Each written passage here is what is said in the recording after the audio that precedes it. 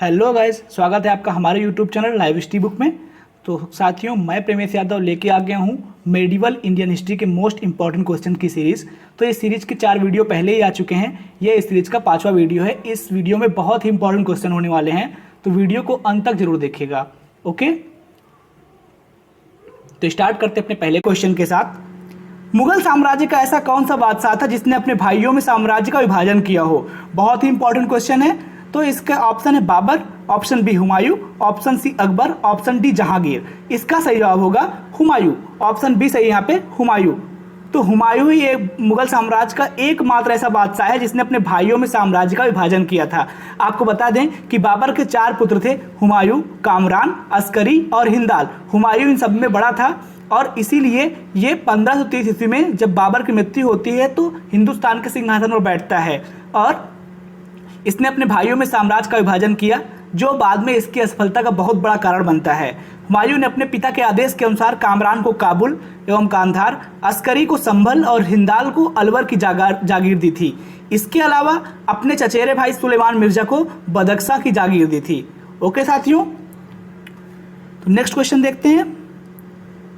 हुमायूं के समकालीन प्रमुख अफगान नेता कौन था? बहुत ही इंपॉर्टेंट क्वेश्चन है। इसका सही जवाब होगा शेर खां। ऑप्शन सी सही यहाँ पे शेर खां। तो शेर खां हुमायूं का समकालीन अफगान नेता था जो इतिहास में शेर शाह सूरी के नाम से प्रख्यात हुआ था। इसके अलावा इसका जो समकालीन गुजरात का शासक था वो था बहादुर शाह। ओके साथियों, नेक्स्ट क्वेश्चन देखते हैं। प्रसिद्ध चौसा का युद्ध किसके किसके मध्य हुआ था? बहुत ही इंपॉर्टेंट क्वेश्चन है। कई बार यूपीटीपीएससी में और एसएससी वगैरह में भी पूछा जा चुका है। तो इसका ऑप्शन ए है बाबर और महमूद लोदी, ऑप्शन बी बाबर और शेर खां, ऑप्शन सी हुमायूं और महमूद लोदी, ऑप्शन डी हुमायूं और शेर खां। तो इसका सही जवाब होगा हुमायूं और शेर खां। ऑप्शन डी सही यहाँ पे हुमायूं और शेर खां।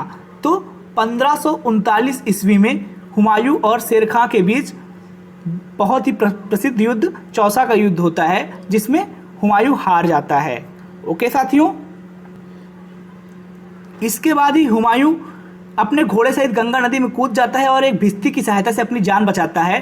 हुमायूं ने इस उपकार के बदले उस भिस्ती को एक दिन का बादशाह बना दिया था। भिस्ती का नाम क्या था गाइस? बहुत इंपॉर्टेंट है। भिस्ती का नाम था निजाम और इस भिस्ती ने चमड़े का सिक्का भी चलाया था। आपको बता दें, इसी विजय के फलस्वरूप शेर खां ने अपने नाम में एक उपाधि धारण कर ली थी, उसका नाम था शेर शाह। शेर शाह की उपाधि किस युद्ध के बाद उसने ग्रहण की थी?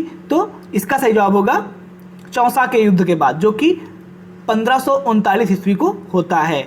ओके साथियों, नेक्स्ट क्वेश्चन देखते हैं। किस युद्ध के बाद हिंदुस्तान की बागडोर पूरी तरह से अफगानों के हाथ में आ जाती है? ऑप्शन ए कालिंजर का युद्ध, ऑप्शन बी दोहरिया का युद्ध, ऑप्शन सी चौसा का युद्ध और ऑप्शन डी बिलग्राम या कन्नौज का युद्ध। तो इसका सही जवाब होगा बिलग्राम या कन्नौज का युद्ध। ऑप्शन डी यहाँ पे सही है, बिलग्राम या फिर कन्नौज का युद्ध। तो गाइज 17 मई 1540 ईस्वी में कन्नौज या बिलग्राम में हुमायूं पुनः परास्त हो जाता है। यह युद्ध भी अफगानों के साथ यानी कि शेर शाह सूरी के साथ ही होता है। ओके साथियों, और यह युद्ध बहुत निर्णायक युद्ध होता है क्योंकि इस युद्ध के बाद अफगान हिंदुस्तान की बागडोर अपने हाथ में ले लेते हैं। ओके साथियों, अब बात करते हैं यहाँ पे कालिंजर के युद्ध की। तो कालिंजर का युद्ध 1531 ईस्वी में कालिंजर के शासक प्रताप रुद्र देव और हुमायूं के बीच होता है। अच्छा, दोहरिया का युद्ध क्या है? दोहरिया का युद्ध हुमायूं के राजत्व काल में अफगानों से पहला मुकाबला था। ये 1532 ईस्वी में हुआ था। ओके साथियों, चौसा का युद्ध तो आपको पता ही है। चौसा का युद्ध बहुत इंपॉर्टेंट युद्ध है। ये हुआ था हुमायूं और शेर शाह के बीच 1539 ईस्वी में। तो साथियों, नेक्स्ट क्वेश्चन है, किस युद्ध के बाद हुमायूं पुनः हिंदुस्तान का राज सिंहासन प्राप्त करता है? ऑप्शन ए चौसा का युद्ध, ऑप्शन बी मच्छीवाड़ा का युद्ध, ऑप्शन सी सरहिंद का युद्ध, ऑप्शन डी पानीपत का प्रथम युद्ध। तो इसका सही जवाब होगा ऑप्शन सी सरहिंद का युद्ध। तो जो सरहिंद का युद्ध होता है 22 जून 1555 ईस्वी को मुगल और अफगानों के बीच होता है सरहिंद नामक स्थान पर। इस युद्ध में अफगान सेना का नेतृत्व सिकंदर सूर और मुगल सेना का नेतृत्व बैरम खान ने किया था और अफगान इस युद्ध में बुरी तरह पराजित हो जाते हैं। इसी के साथ हुमायूं पुनः दिल्ली की गद्दी पे बैठ जाता है। ओके साथियों, हालांकि वो काफ़ी दिनों तक जीवित नहीं रहता क्योंकि वो पुस्तकालय से गिर जाता है और वहीं पे उसकी मृत्यु हो जाती है। ओके साथियों, तो इसमें जो चौसा का युद्ध है वो कब हुआ था? 1539 ईस्वी में हुआ था और किसके बीच हुआ था? हुमायूं और शेरशाह सूरी के बीच हुआ था। अच्छा, मच्छीवाड़ा का युद्ध कब हुआ था? मच्छीवाड़ा का युद्ध भी 1555 ईस्वी में हुआ था। ये अफगान सरदार नसीब खां और तातार खां के नेतृत्व में अफगानी इलाका है एक मच्छीवाड़ा, वहाँ पे हुआ था। इसमें परिणाम स्वरूप क्या होता है कि जो पंजाब होता है उसमें मुगलों का अधिकार हो जाता है, क्योंकि अफगान हार जाते हैं इसमें।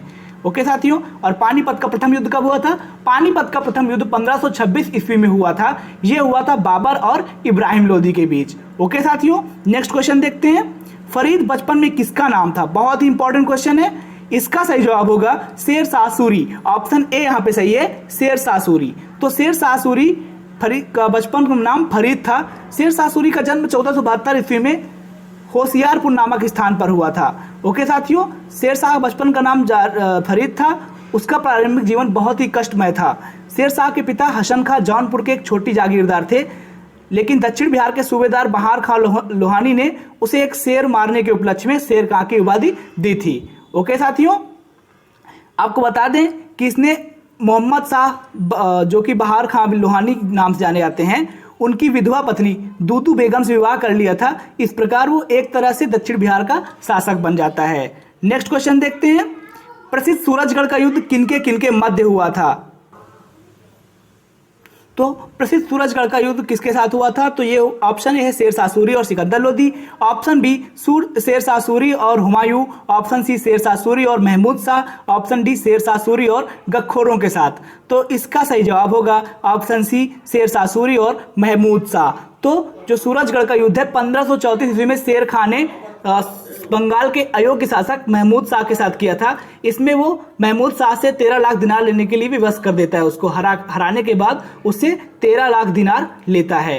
ओके साथियों, नेक्स्ट क्वेश्चन देखते हैं। किस घटना को शेरशाह सूरी के जीवन का कलंक माना जाता है? बहुत ही इंपॉर्टेंट क्वेश्चन है।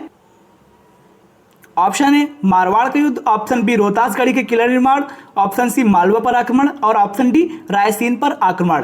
तो इसका सही जवाब होगा रायसीन पर आक्रमण। ऑप्शन डी यहाँ पे सही है, रायसीन पर आक्रमण। तो 1544 ईस्वी में शेरशाह ने मारवाड़ के शासक मालदेव पर आक्रमण किया था, लेकिन इसने जब 1547 ईस्वी में शेरशाह ने रायसीन पर आक्रमण जब किया था तो वहां पे राजपूत शासक पूरनमल को विश्वासघात करके मारा था। इस आक्रमण के दौरान स्त्रियों ने बहुत ही ज्यादा जौहर किया था। रायसीन की घटना शेरशाह के चरित्र पर एक कलंक माना जाता है, क्योंकि इसने उस समय धोखे से अनेक राजपूत स्त्री, बच्चों और वृद्धों को मौत की घाट उतारा था। इस घटना से कुतुब खां, जो कि इसका एक बहुत प्रसिद्ध सेनापति होता है, शर्म के कारण आत्महत्या कर लेता है। ओके साथियों, नेक्स्ट क्वेश्चन देखते हैं। शेरशाह सूरी के प्रशासन में विदेश मंत्रालय का कार्य कौन देखता है? ऑप्शन ए दीवाने वजराज। ऑप्शन बी दीवाने आरिज। ऑप्शन सी दीवाने रसालत और ऑप्शन डी दीवाने इंसा। तो इसका सही जवाब होगा ऑप्शन सी दीवाने रसालत। तो दीवाने रसालत यह विदेश मंत्री की भांति कार्य करता था। अन्य राज्यों से पत्र व्यवहार और उनसे संपर्क रखना इसका मुख्य उत्तरदायित्व होता था। यह कभी कभी राज्य की ओर से दिए जाने वाले दान की देखभाल भी करता था। ओके साथियों, तो बात करते हैं यहाँ पे दीवाने वजारत की। तो दीवाने वजारत यह लगान और अर्थव्यवस्था का प्रधान था और राज्य की आय व्यय की देखभाल करता था। अन्य मंत्रियों के कार्यभार की भी यह देखभाल करता था। अच्छा, दीवाने आरिज क्या था? दीवाने आरिज यह सेना के संगठन, भर्ती, रसद, शिक्षा और नियंत्रण की देखभाल करता था, परंतु यह ना तो सेनापति और ना ही सैनिकों की भर्ती करता था। यह सारा दायित्व शेरशाह स्वयं पूरी तरीके से करता था। ओके साथियों, ऑप्शन डी यहाँ पे है दीवाने इंसा। तो दीवाने इंसा क्या होता था? दीवाने इंसा, इसका कार्य सुल्तान के आदेशों को लिखना और उसका लेखा रखना तथा राज्य के विभिन्न भागों में उसकी सूचना पहुंचाना था। ओके साथियों, नेक्स्ट क्वेश्चन देखते हैं। मुंसिफ मुंसिफान किस पद को कहा जाता था? बहुत ही इंपॉर्टेंट क्वेश्चन है। इसका सही जवाब होगा न्यायिक अधिकारी। एक प्रमुख न्यायिक अधिकारी को शेरशाह के टाइम पे मुंसिफ मुंसिफान कहा जाता था। ओके साथियों, तो मुंसिफ मुंसिफान मुख्यतः एक न्यायिक अधिकारी होता था। वह दीवानी के मुकदमों पर फैसला करता था तथा अपने अधीनस्थ मुंसिफों के कार्यों की देखभाल भी करता था। इसके अलावा शेरशाह के टाइम पे लगान व्यवस्था मुख्य रूप से रैयतवाड़ी थी, जिसमें किसानों से प्रत्यक्ष संपर्क करके उनसे लगान लिया जाता था। ओके साथियों, तो अगर वीडियो अच्छा लगा हो साथियों तो वीडियो को लाइक करें, शेयर करें एंड कमेंट करें, और हाँ, हमारे YouTube channel live study book को सब्सक्राइब करें। ओके साथियों, थैंक यू।